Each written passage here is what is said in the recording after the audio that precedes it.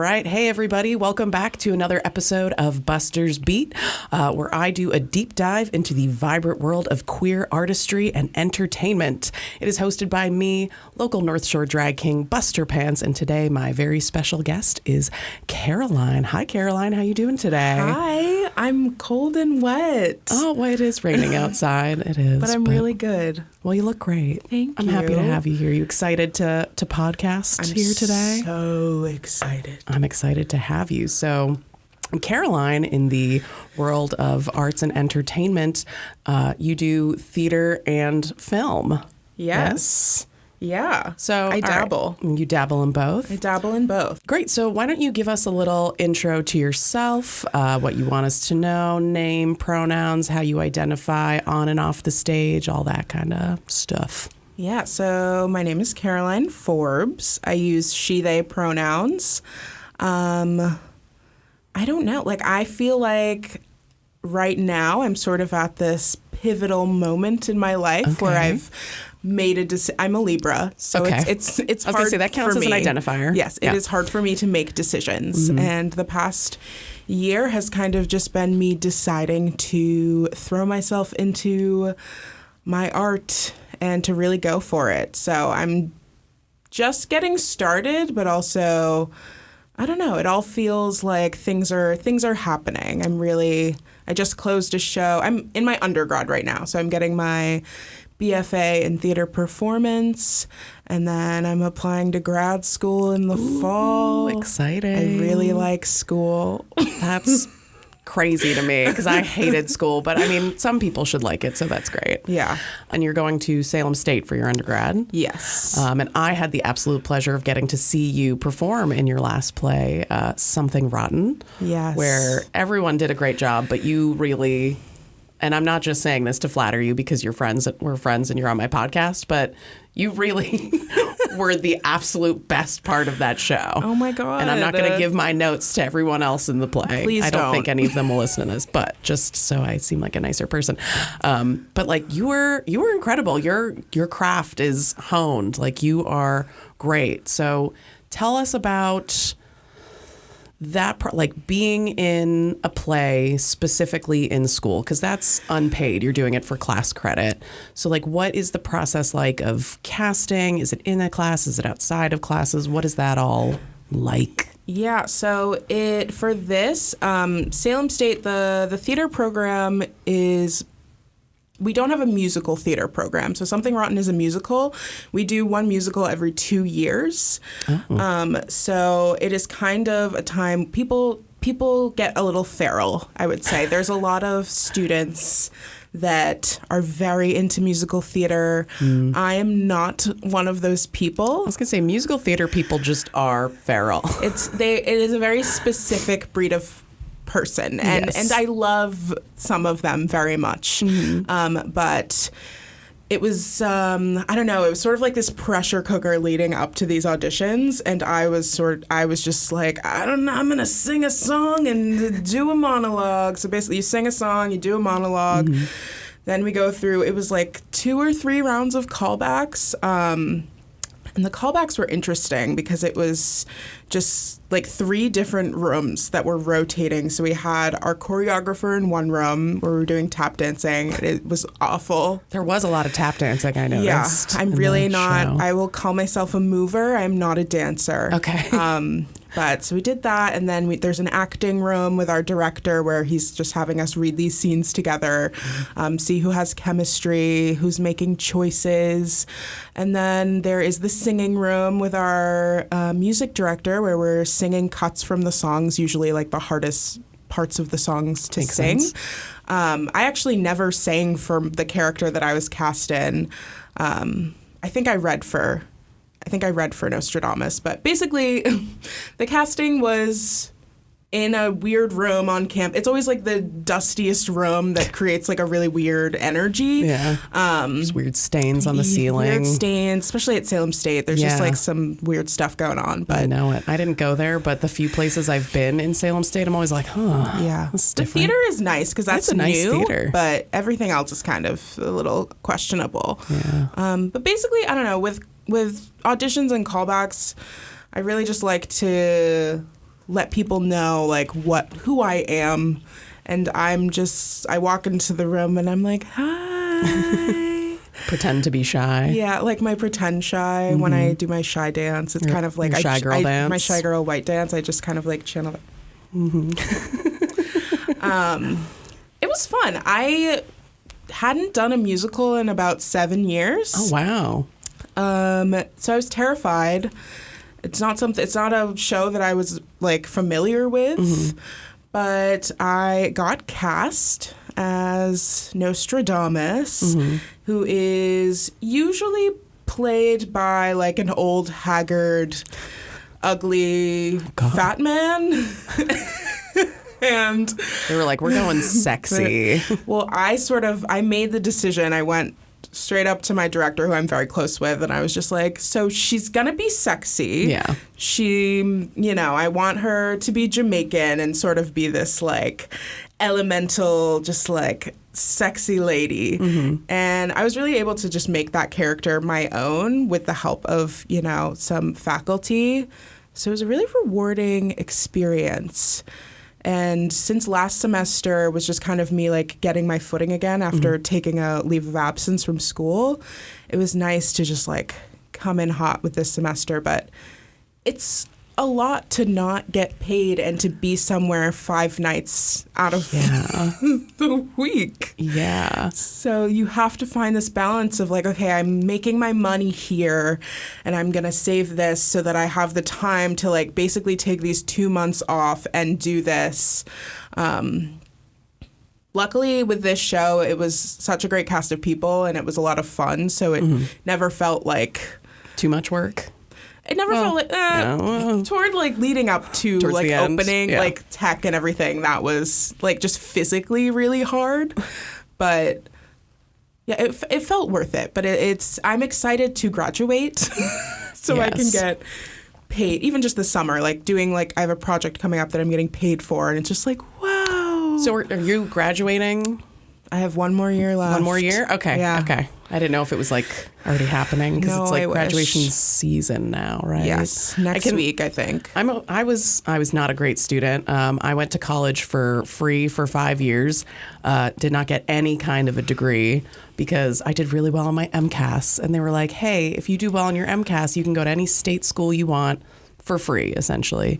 So I did that, and it was an interesting time, but I didn't really have like the drive to be in all those unpaid things because I was working full time and I was going to UMass Boston. So at the time there were no dorms on the campus. So you'd have to commute in on the red line to get to things like that. So I didn't quite do a lot of that. But the only way I know when it's like school season or graduation season is just like traffic in Salem. Yep.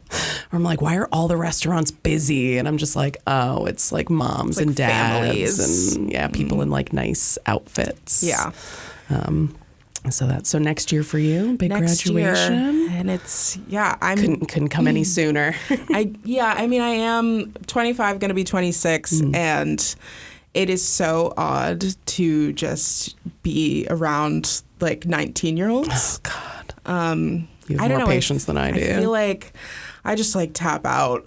Like I'm just like I see my path and I just follow that. But there's also something really beautiful about it because I just know that like even a year's time changes so much at that age. Yeah. And it makes me excited, but I also am just like I do a lot of listening. People like to tell me a lot of things and I You get and to be the wise older but friend. I do feel like I'm getting my money's worth because I'm like that's the staff at that school. I'm just like, I feel like I am staff at the school. Yeah. I'm just bothering them all the time because I have the wherewithal to be like, these are I need these resources so I can bring them elsewhere. And I think like a lot of like 18, 19, 20-year-olds are sort of just like getting through the day. Yeah.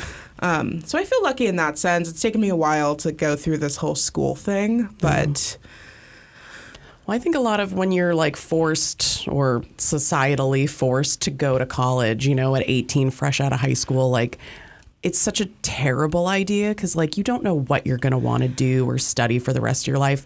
And, like, everyone's telling you that, like, you're an adult now and, like, your brain is not fully formed. And, like, you don't have that agency to realize, like, yes, I'm an adult and my professor's an adult and we can talk to each other like adults. And professors are not treating the 18-year-olds like adults because they're not real. Like, sure, legally you can buy a scratch ticket. I don't even think you can buy cigarettes anymore at 18. I think you have to be 21 now. I think so. Which is good. Don't smoke. Yeah. But yeah, I feel like you shouldn't have to be pressured into going into undergrad until you're like 21. I can't imagine like what would have happened to me if I went right out of high school. This is why I went for 5 years for free and took absolutely no general requirements. I just had a lot of fun. And I think going to college for 5 years for free and having zero debt is more impressive than a degree. That sounds like a good ass time. It was. It was. I had a great time for the most part. I did go to UMass Amherst for a year. Oh. And, like, I didn't want to go to college, but, like, my family pressured me to go. They were like, you have a scholarship. Just go. Do whatever you want.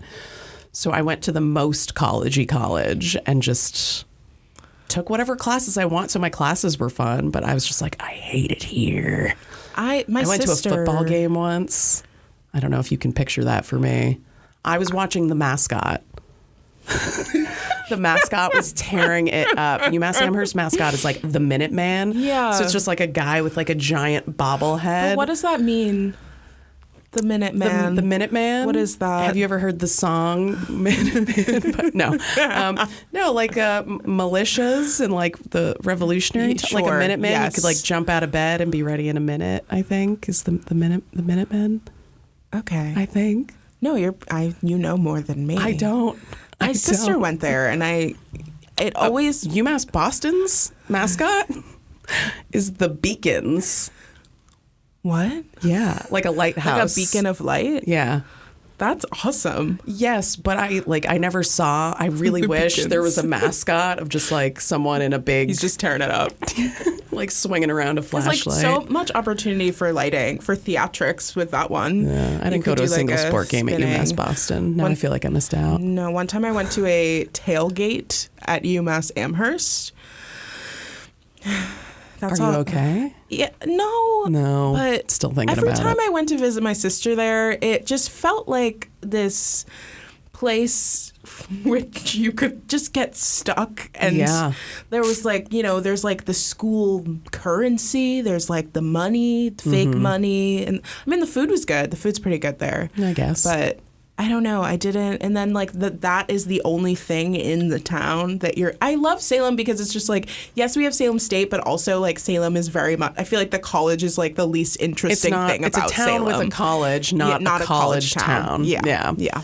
And like the town of Amherst tries, they're like, we've got these little shops. And you're like, shut up. Yeah. The campus is bigger than the town. Yeah.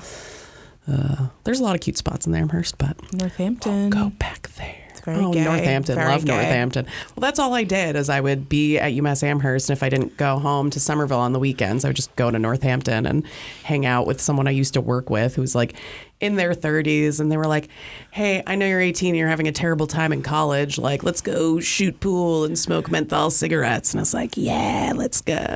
Yeah. So it's important to have people like that in your life. I feel like you're like that for me. Oh, thank you. Minus the cigarettes. I was going to say, I've never given you a cigarette.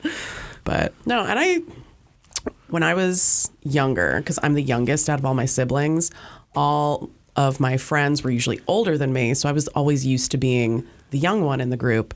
And now the older that I get, I have more friends that are younger than me, which at first I was like, oh no, now I'm the old man. But now I'm just like, no, now I can impart these tiny little gems of like helpfulness and advice and just being like, hey, do you not want to have to talk about 20 to 25-year-old dramas? Like, do you just want to vibe and be friends? And I can say things like, when I was your age. And I'm just like, wow. That's why I like when you, me, and Roy hang out, because there's like almost a decade between us. And it's not weird. It's never like a point of interest. It's just we all are adults. Yeah. And I think that's a beautiful thing about like when people are in their 20s, they're so hung up on being like, who's older than me? Who's younger than me? Like, oh, age gaps. It's so weird. But that's because, your mid 20s are when you hit your brain kind of developing into what it's going to be as an adult. Whereas once you finally hit like your 30s and 40s, like you don't care. Like you get along with the people you get along with, and you don't with the people you don't. And age generally doesn't have a lot to do with that. Yeah. Yeah. I felt the exact moment where my frontal lobe just sealed in. It was great. Yeah. And then everything that needed to happen happened. Yeah. Right after. Hell yeah. Well, let's go back in time then. Speaking of being a youngin', tell me about like your start in theater. Like how far back does it go? What was the first time you realized that you wanted to be on stage? What was the first play you were in? All that kind of stuff. Yeah, so I don't know, I was thinking about this the other day, and I feel like I just grew up watching so much TV. All right. And I feel like that's where it started. Like, it was sort of just like throwing the kids in front of the TV and not having to entertain them. Yeah. Which for me and my sister were like, cool, works for us. But I didn't actually start acting until high school.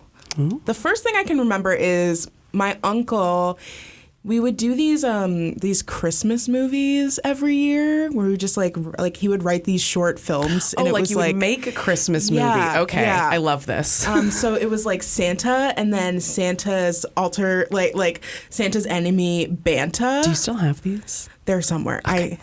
Okay. So I remember like I wasn't in the first one that they did, and I think at this time I was like 10, maybe like 9 or 10. And he was like, you're going to do it next year. You're going to do it next year. And they wrote this whole storyline for the next year. And he just like kind of forced me to do it. And it was terrifying. And I watch it now and I'm just like, oh my God, like, look at, like, I was so scared, but I just did it, and it really sort of just, I don't know, opened things up for me to just like, because I was really, really quiet when I was little. I would rarely speak. And they knew that. So when I did this, they were all like, oh my God, like she likes it. She likes something. So that was like my first time. I need to see these. I'll try to send them later today because it's hilarious. Yes. And then, I didn't do anything for a while. In middle school, I did play Mary in the nativity scene. Okay. So that was like my big break. And we did have a biracial baby. Great. And then in high school, was it a live baby? It was alive. Okay. Yeah. I never did like a nativity play when I was a kid. Like I was in the church choir and we kind of did like a procession. We were all kind of dressed up, but there was never like lines. There was no live baby. Yeah, we staged it. Are there lines in that play, or does everyone just kind of like? I think there look are. At the baby I think there are. I think there are a few lines. Okay. But I remember feeling like, I've got it. I've got this. This is it. I got it. I went home. Mom, I'm Mary. And then, in high school, I have a sister. She's 3 years older than me.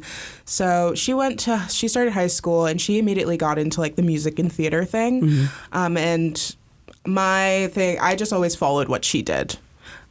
Libra, can't make a decision. So she, Gemini moon. I get you. So I started by doing like stage crew in the Crucible. Okay. And then I was in the musical the next year. And then I started like assistant directing the plays because I found that like, I don't know, I really enjoyed being in a leadership position, and I would act in the musicals. I never really saw it as something that I could do career-wise outside of a school space. Yeah. So I didn't go to college. And I spent it like a couple of years trying to figure out, like, I was like, okay, like maybe I'll like go to Leslie and do psychology or do communications because like my sister wasn't doing theater in college. And I was like, okay, so something you give up after childhood. What am I to do? I just started this and I really like it. So I took a few years off, and then I took an acting class at a community college where we sort of produced our own Shakespeare play. So I got to dabble in Shakespeare. What was the play? It was The Taming of the Shrew. Hell yeah. And I got to play Kate. Okay. And so this play, I was playing the lead. I was designing the show and the costumes, I was assistant directing. Oh my God. It was a lot. Wearing a lot of hats. Yeah, budget was $0. Yeah. But I feel like it was like the perfect project to sort of just like, and it was a group of people who no one had ever acted before. Perfect. From like different walks of life. So I feel like I just really like, it's the connections for me of just like watching someone like fall in love with a thing is so cool. And I'm sure you get that with like all of your, your bodaciousness. People you sort of just like give people space to play. I try. Yeah. And so I don't know, that just like lit a fire under my ass. And I was like, okay, I'm going to apply for a program. I did not know how to do an audition. I did not know like what a slate was. I went into my college audition with a monologue from a movie. And What's a slate?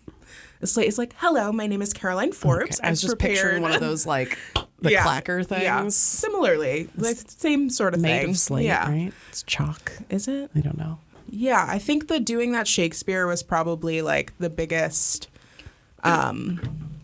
just provided a big push for me. It inspired me, and it just made me feel like, okay, I think this is the only thing that I really love. You were falling in love with theater. Falling in love with it, and I knew nothing about it, and I still like, since a lot of the people that I go to school with, they've sort of been acting since they could walk, and I feel like sometimes I think I used to feel disadvantaged by that, and just like if I had the opportunities that you had, then I'd be, who God knows where. But now I really appreciate, even though I may not have read every single like Beckett play or whatever it is, I don't have the time, but there's something very specific that I bring to my art, and I feel like I feel like I'm getting there. Yeah, you're molding your own advantages. I think it's so important to have.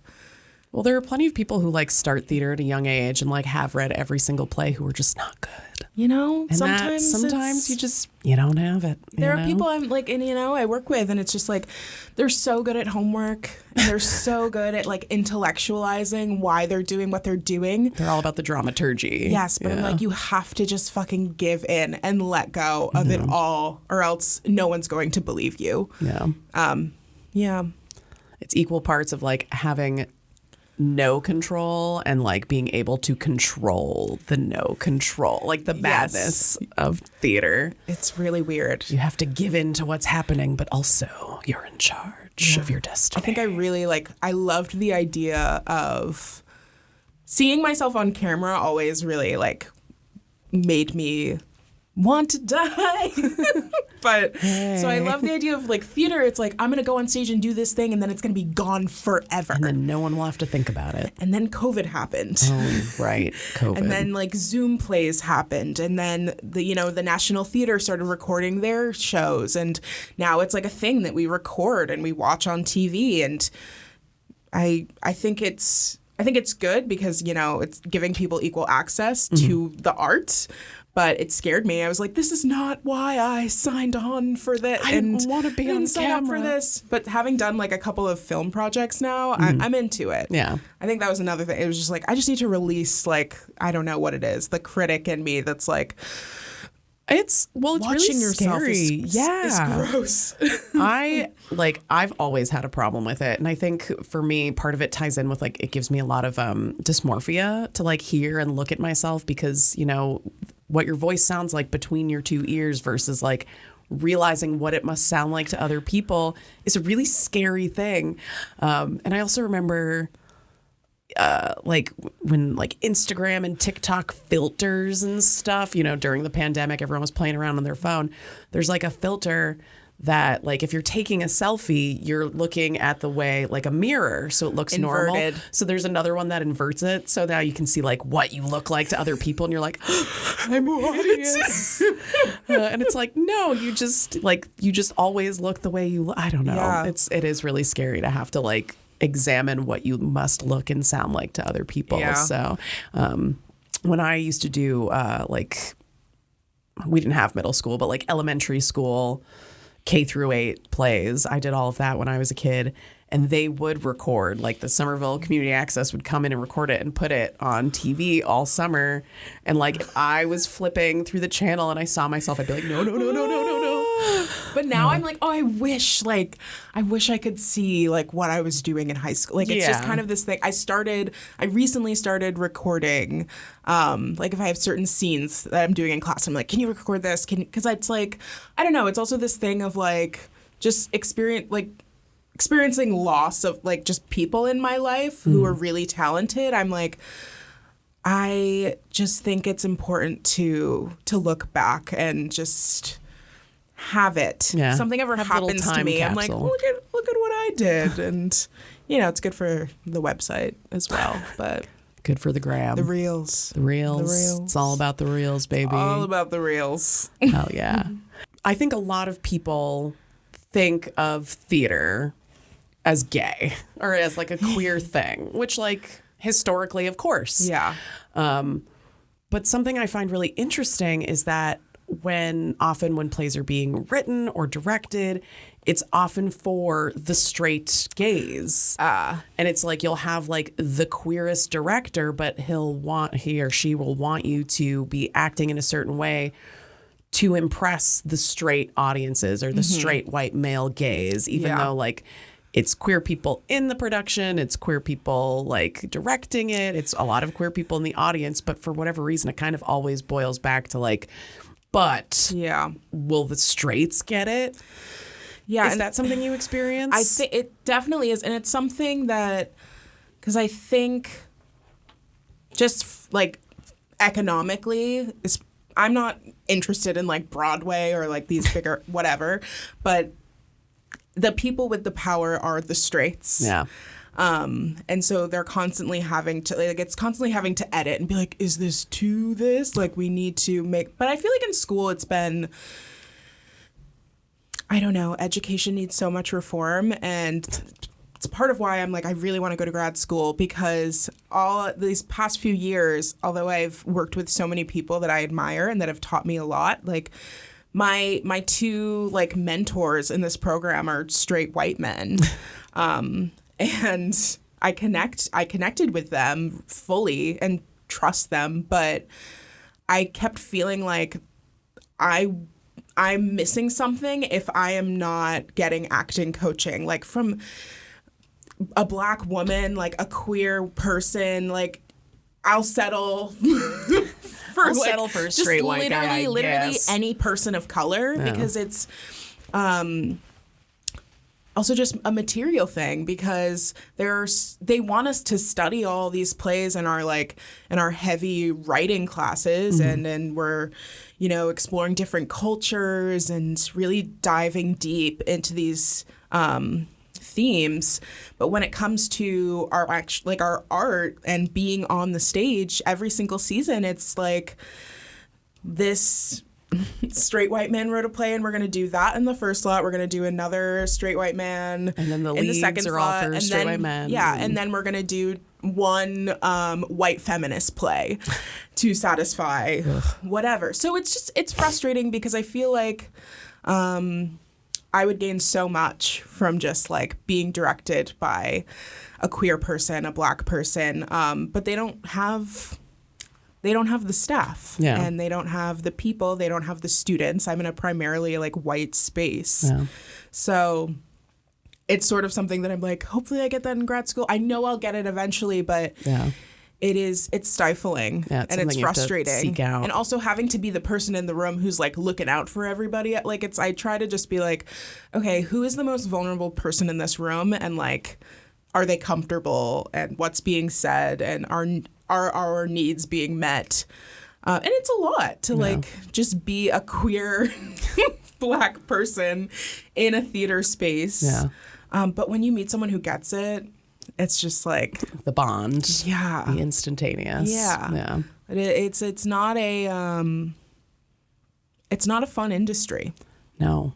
That's why I do drag. It's really toxic. That's why I got out. And I'm trying to just have this mindset of like, I really want it to be fun for other people soon. Yeah. So I do. And I think I have a voice that can assist in that process, you know, throughout my life. So I'm going to stick with it. Good. But I wish that I could be just like, not have to do all the extra work in addition to like what everyone else is already doing. Yeah. Yeah. Yeah. Yeah. But it's okay. And I'm also like, Well, that's it's how a you know you privilege love to it. be there. Yeah. I'm gonna keep going. Yeah. Well, that's my experience in doing theater. I mean, the first play I was ever in was in the second grade. And I think it's just because I had like the most advanced reading level, so I could actually do the lines.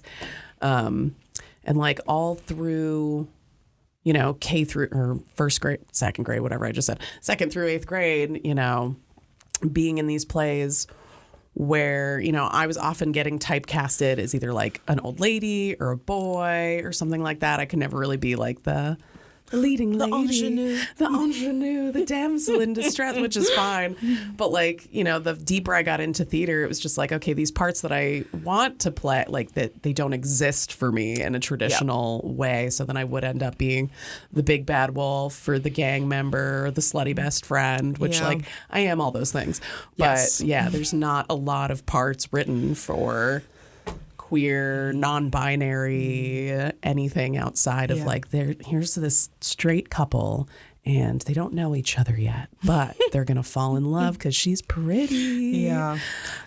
So I got out. Yeah. It's also but I did go to school for theater, as I mentioned earlier. The UMass Boston, go Beacons, go Lighthouses. Did not graduate, and I had a good time and I learned a lot there because I took the classes that I wanted to take. So I was taking radical feminist dramaturgy and I was taking playwriting from one of my favorite professors and had a good time. But after I left college, I was like, man, I do not ever want to have to do traditional theater again. Yeah. But it was a good time, and like getting to go see your play, that still brought me so much joy. Like being in a theater and watching people do their thing is still such an incredible experience. So I still love it. So I'm glad you love it enough that you want to enact that change and like do what you can. Whereas I was like, I'm just gonna go do drag so I can literally do whatever I want to do. And I think it's clear like you're where you're supposed to be. Like all like I think it all works out. And I don't like the rules. No. And I think it is so frustrating to just be like, all right, we're doing this play and like looking at like the breakdown of characters and you know, there have been many times where I'm just like, you know what? I've got these acting chops. Maybe I will be the sexy lead female role. And then it's just the callbacks come out and it's mother of sexy lead. Like, it's just like fat woman, mom. Yeah. And I'm just like, okay. So that is very prevalent. Yeah. And I think every theater program, and it's really, it's tough because I don't know, like I see all of these talented fat women who should be, you know, ingenues or whatever it is. And we're sexy. Who are so sexy and hot. And yeah, Caroline, and they're you're just sexy. Okay. I know. Thank you. You're welcome. But yeah, and we have it on camera now. Yes. But yeah, and I've recently gotten into like playwriting because it's just like, and it's also like, yes, there are not a lot of roles for like the like queer non-binary, but now there are more and more. But it also kind of sucks to like look at a breakdown and be like, that's the only role. Like I'm going to be pegged for this. I'm going to be pegged for this, and it's not usually like well written. Yeah. Because it's like their whole it's just about their whole character is that they're non-binary. Yeah. Like it's not an actual person. Yeah. It's just like trying to like tick off these boxes. So. Well, that's I was talking about it recently with somebody. I haven't seen it yet, but you know the movie that just came out, Love Lives Bleeding? Yeah, I haven't seen it. I haven't seen it either, but I was talking about it because, I mean, I don't like to go to the movie theaters. I like to wait until things are streaming, but I think it's finally streaming now, so I want to see it. But like a couple of my like straight guy friends saw it, and they were like, yeah, it's great. It's just like a violent crime A24 movie, and like, yes, the characters are lesbians, but it's not about the fact that they're lesbians. Like that's just like a side thing. And I love that. And I hope there's like more and more of that coming out where it's, you know, as recently as 5, 10, 15 years ago, like if there is a queer or non-binary character, it's their struggle with that. And it's like, sure, there are a lot of struggles in that, but like you can also just have a regular day, a regular storyline as a queer non-binary person. Where it's like, you guys don't understand. I'm like, every time I walk into a room, I'm not like, you guys, I had a really hard day because I'm non-binary. Like, and it's another thing. It all comes back to like, they need to create a play where it's like the old straights go to see it, or the young straights, and it's like they're like, yes, they want to feel smart, like they understand more coming out of it. So it's just like, oh yes, this non-binary person is sad because this they them in the world. It's just like I'm not interested in a world. In a world, they them can be singular. It works with my allergy voice. That's kind of good. Thank you. Keep that. Should I do voiceover work? I think so. I'm using this podcast to launch my voiceover work. So Hollywood, if you're watching, in a world with gay. Though another queer thing that I think about when it comes to theater is I think a lot of people discover their queerness through theater because it's like a little pressure cooker. You know what I mean? Like, you might get cast in a, different gendered role and be like, ooh, I actually kind of like that. Or, have to play opposite, if you end up in a straight role and you're like, I actually hate this. And I think it like kind of puts a pressure cooker. Did any of that kind of correlate with you when you started getting into theater? Did it like highlight any sort of queer feelings? I think so. When I came back last semester, I feel like when I started college, I think a lot of the time, especially just in these classes, it's like we're doing scene work and there's this one play that for Black people that we can choose from, and it's usually just like trauma. We're in 1967 and it's like me, like I'm like, should I like be doing like a voice? Like I'm not sure. Oh no. But so I got just like pegged as this like dramatic actor. Which I was like, sure, like I don't really know who I am yet, so I guess that works if I'm good at it. And then leaving and coming back, I was very much like, I want to like just like play, and I also want people to know that I'm funny, and also like I want to like play male roles. And so I had this styles class where we're doing like Shakespeare and Moliere, and I just remember being like, well, a lot of Shakespeare, like a lot of like the women in Shakespeare are just, some of them are juicy, but I feel like all these like male monologues are like where it's at. Like and so I just started like leaning into that.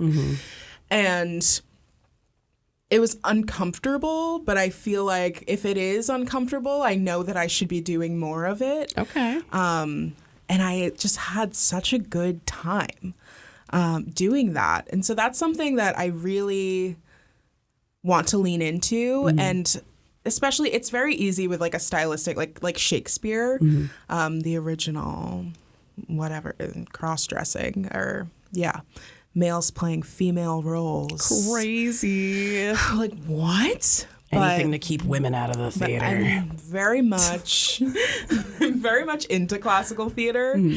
So after college, that's something that I'm looking to do more of, because we only do a Shakespeare every other year. We're doing one next semester, so keep an eye out for me. But I'm like, why shouldn't I play the male lead? Yeah. Why shouldn't I play these roles? And for like Something Rotten, it was like I know that, I'm fat and funny, but I'm not gonna play it as this old. I really just like subverting whatever I'm given and like trying to surprise people. And it's just like stepping into this other like gender, but like still being myself and it being something that I can very much like, I don't know, like it's a really freeing activity. It just makes me feel hot. Like it just makes me good. Just like, yeah. When I first started getting cast in plays, the very first play I was in, I was a boy. I was cast as a boy, which I was like, Tiny Tim? No, that's not Tiny Tim. I've never been tiny. I was this height, like I was this size in the 5th grade. Like I've never been tiny. I'm a 5'6" 5th grader is pretty tall. I think I was also a 5'6". Yeah, or like 5'7", I was taller than my teacher in the 5th grade. Yeah. So I know now as an adult, I'm like 5'6" is pretty average, but very tall for a drag king. So I'll take it. But yeah, I started getting cast as boy parts, and then whenever I would get cast as a female part, it was always a mother, an old lady, like something very matronly. Yeah. And I was like, I identify much more with these like male characters. And of course, when I was a child, that didn't really resonate much other than like, this is just more interesting. But the older I got, I was like, I think I just like being referred to as kind of genderless or like as a male character. Like I was Arab in West Side Story. I was the big bad wolf in Little Red Riding Hood. Yeah. That was a weird time. I also just think like in a school setting, it is with this past production, 2 of our leads, me and Shakespeare, it was played by people who identify as women, and I think a lot of that comes from I watch all of the women around me just like try so hard and be really talented, and then it comes to auditioning for these shows, and it's just really showcasing white male straight men who like just I don't know like pull like a napkin out of their pocket with a monologue on it, go in, and it's just like so oh my god, what a bold choice. Good. So I just we really like I don't know, it's just when we're choosing, I just really appreciate the fact that this director was open. He specifically was just like, we have a lot of women who need to just like need the opportunity instead of, I don't know, just like try, like just be passionate about what you're doing and not rely on getting a role because you're the only straight white man in the program. A lot of us are just like, this is our career. Like this is what we're serious about. And then I know another actress who was like playing this role was like, it was like the most fun she's ever had. And the Shakespeare character? Yeah. They were a lot of fun to watch. Like she's just, incredible. And I know that it was, at points, it was, people criticize the choice of like, yes, and I think she was a great Shakespeare. Yeah. Ugh. I can't imagine anyone else doing that. No, I think it would be so boring if it was a guy. Yeah. It just adds so much, like, and it doesn't take anything away. No, I didn't know if that was a directorial choice or if it was like because you know how plays will come with like this kind of person needs to play this character. I didn't know if that was like, oh, it should be cross-dressed. No, I don't think it's, it was a directorial choice. That was an excellent choice. Right? And anyone who says otherwise is foolish. Going to hell. Going to hell. Going to hell. They're going to theater hell. Rivalry. The bar? No. Yeah. That's just kind of what I imagined, like maybe looks like. Hell is a sports bar. Hell is a sports bar. Hell is a sports bar. When I was going to UMass Boston, my friends and we had this one professor who she loved to talk about nothing, and we had like a 3-hour long class with her, and there was like a good hour and a half of that class where she was just monologuing about like her day. And it would have nothing. And we were like, this is hell. Because I bet if one of us got up, it had like the 2 doors in the back. Yeah. And like if you walked out that door, you would just come in the other door. And like, that's hell. Is this another ending lecture with this professor? Yeah. Or a sports bar. I'll take hell as a sports bar. Or that professor sitting next to you at a sports bar. Oh my God. Yeah. There was one time, and I think about this every single time I hear the song. Me and my friends were doing like a hypothetical, like, oh, like in the movie of your life, who would you play you? What would this be? Blah, blah, blah. And one of the questions was, in the movie of your life, in like the pivotal sex scene, what song is playing? And this professor walked by and she goes, oh, Tainted Love. And I think every single time that song comes on, I think about her. And I'm just like, oh, no. I've never pictured her having sex, but I just like her, like that's the moment she walked by to be like, mine would be Tainted Love. And I was like, as an adult, like as a student of hers, I was just like, But like, I want to like reconnect with her now and be like, tell me more. Yeah. Tell me more about Set the this scene. tainted love sex scene. Let's stage this. Where are you? You know, if I still had a Facebook, I could look her up, I guess. But I think we'd all like to know. We'd all like to know. Well, maybe she'll see this and be like, that was me. Yes. I'll reach out. We'll stage it. We'll do like a little music video. Yeah. Tainted love. All right. Cool. Yeah, bring her home. Bring her home, baby. Well, the last thing I wanted to get into is you're like doing film stuff now. Yeah. I did this 10-day shoot over winter break last year, and I was really scared because I know that they used to teach a class at Salem State that was like acting for the camera, and they stopped teaching it. But I was really scared that like my theater acting would not, like I would have a hard time like sort of translating over to camera acting. And I think I was able to adjust after like the first couple days, but where theater is sort of more physically demanding, film is a little bit more of like a mental challenge because there's so much happening around you, and oftentimes like you're not even like looking at the person you're acting the scene with. It's just like if they're getting the shot of me and it's like the camera's just right in front of me. Yeah. So I don't know, with theater I'm like I really rely on like the connection with the other person. Just sort of drives the action forward. And I feel like with film, I found myself like more in my head a little bit of like, okay, like this is good. Like who am I talking to? Right. But it was such an amazing experience, and I want to do so much more of it. But it's like, you have a whole day, like a 14-hour day is sort of like the standard, at least for this like micro budget independent film. And the day goes on, and the day ends, and you're like, all right, we have 4 minutes of the movie. Oh my God. A lot more patience.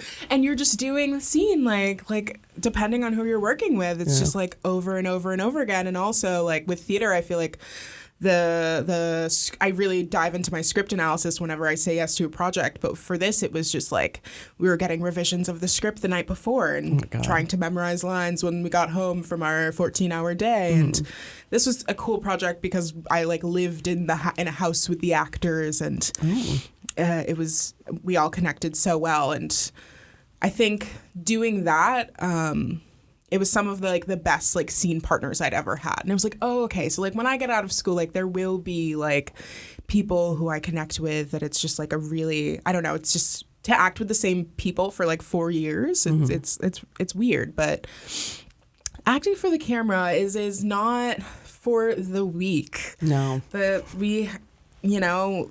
were some crazy weather conditions outside in a snowstorm. Jeez. And crying on like there was one scene we're shooting, and it's just, I remember it was just like this shot, and it was like slowly coming toward me, and I just remember doing this monologue, and then like a tear just like rolling down my face at the perfect time, and I was like, this is so fucking cool, and like they just keep shooting, so you just kind of have to like fill the space, and it's a lot more like you can improvise if they want you to improvise words, but it's more of like a physical improvisation. Whereas like with theater, it's all like sort of staged ahead of time and your moments with people. But this is just like, let's just keep the camera rolling and see what happens. Oh. Or like, director coming up to me and being like, say this to her. And like see what happens, say these things to her. And I hate it. It makes me like want to crawl out of my skin. It was like one of the first rehearsals we had was just like